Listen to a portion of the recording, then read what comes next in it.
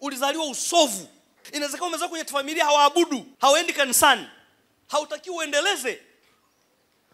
Umezaliwa kama ni silaha, unaweza kutumia silaha ya neno la Mungu. Na Biblia inasema ni muandikie vijana kwa kuwa na nguvu na neno la Mungu liko ndani mwao.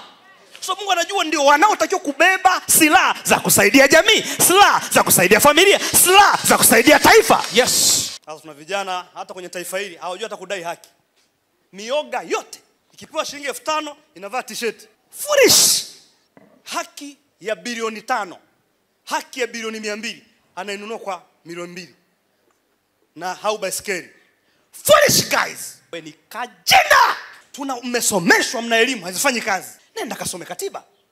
Kasome haki zetu. Unafanya vitu ambavyo hata ni achana na neno la Mungu, viko against our constitution. Ndio vijana tunategemea hawa. Mufiris. Unanunuliwa kwa 5,000. Vijana wananyanyua mikono kanisani lakini nje hawanyanyui. Na hivi ndio mishale Mungu alizungumza. Mishale butu. Na hakuna kukomboa nchi kama sio vijana. Hakuna kukomboa jamii kama sio vijana. Hakuna kuliendeleza kanisa kama sio vijana. Wazee walipokuleta walikuleta kama silaha. Do your responsibility. Leo nataka niombe vijana mu active. Fanya kazi. Hakuna hela za kugawiwa. Watu wanapanga foleni kugawiwa t-shirt na wao wanapanga foleni.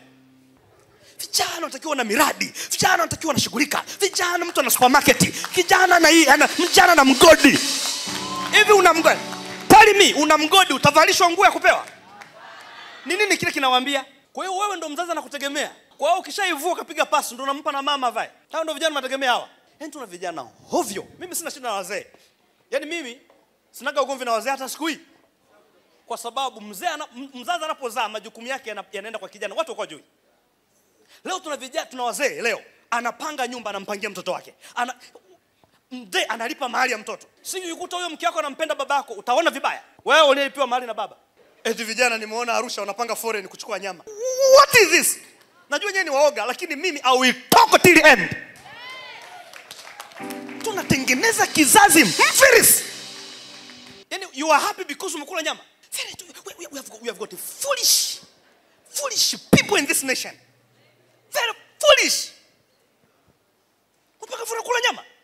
Afu yako kula nyama. Okay, baada ya nyama kula kifuatacho TV chooni unachuchuma. Unasubiri tena uchaguzi mwingine ule nyama. I say hada iliharibika hii hada. Mzazi wako aliharibu hiyo hada. Angejenga nyumba. Kitu kinachoniuma nikiangalia mtandao wa kijamii. We have got a very ignorant, foolish, kitumbua andazi society.